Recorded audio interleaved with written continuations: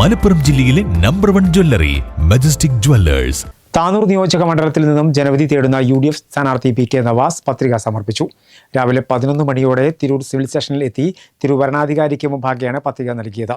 പത്രിക സമർപ്പണത്തിന് മുന്നോടിയായി പ്രവർത്തകർക്കൊപ്പം പ്രകടനമായാണ് എത്തിയത്. നാടിന്റെ മാറ്റത്തിന് വേണ്ടിയുള്ള ഈ യാത്രയിൽ ജനങ്ങൾ നൽകുന്ന പിന്തുണ വലുതാണെന്നും വമ്പിച്ച ഭൂരിപക്ഷത്തിൽ താനൂർ മണ്ഡലം UDF തിരിച്ചു പിടിക്കുമെന്നും PK നവാസ് പറഞ്ഞു.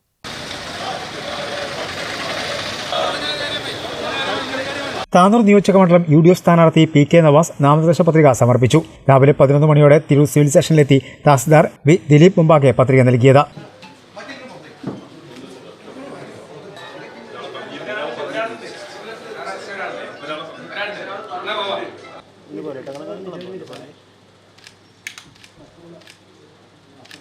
നവാസ് PK എന്ന ഞാൻ കേരള നിയമസഭയിലെ അംഗത്വം വഹിക്കുന്നുണ്ട്. ഒരു സ്ഥാനാർത്ഥിയായി നാമനിർദ്ദേശം ചെയ്യപ്പെട്ടിട്ടില്ല. നിയമമനുസരിച്ച് സ്ഥാപിതമായിട്ടുള്ള ഇന്ത്യൻ ഭരണഘടനയോട് ഞാൻ യഥാർത്ഥമായ വിശ്വാസവും കൂറും പുലർത്തുന്നുണ്ട്.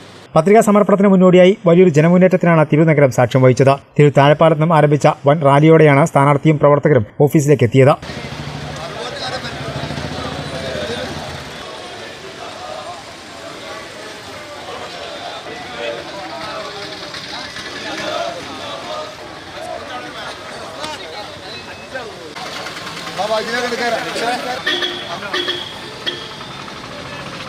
മുതിർന്ന UDF നേതാക്കൾ, നൂറുകണക്കിന് പാർട്ടി പ്രവർത്തകർ, നാടിന്റെ നാനാഭാഗത്തുനിന്നെത്തിയ സാധാരണക്കാർ തുടങ്ങി വലിയ ആൾക്കൂട്ടം തന്നെ റാലിയിൽ അണിനിരന്നു. ആവേശഭരിതമായ മുദ്രാവാക്യങ്ങളോടെയാണ് പ്രവർത്തകർ പ്രിയ സ്ഥാനാർത്ഥിയെ പത്രികാ സമർപ്പണത്തിനായി ആനയിച്ചത്.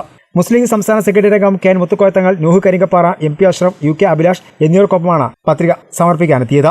നാടിന്റെ മാറ്റത്തിനു വേണ്ടിയുള്ള ഈ യാത്രയിൽ ജനങ്ങൾ നൽകുന്ന പിന്തുണ വലുതാണെന്നും വമ്പിച്ച ഭൂരിപക്ഷത്തിൽ താനൂർ മണ്ഡലം UDF തിരിച്ചുപിടിക്കുമെന്നും PK നവാസ് പറഞ്ഞു. വീട്ടിലെ കറണ്ട് ബില്ല് സർവ്വകാല റെക്കോർഡാണ്. വീട്ടിലെ നികുതി, ലാൻഡ് ടാക്സ് ആയാലും കെട്ടിട നികുതി ആയാലും ശരി, മറ്റു നികുതികളൊക്കെ ആണെങ്കിലും ശരി, ചരിത്രത്തിൽ ഏറ്റവും കൂടുതൽ വാങ്ങുന്ന ഒരു കാലമാണ്. അപ്പോൾ എല്ലാ അർത്ഥത്തിലും ജനങ്ങൾ വീർപ്പ് മുട്ടിക്കൊണ്ടിരിക്കുകയാണ്.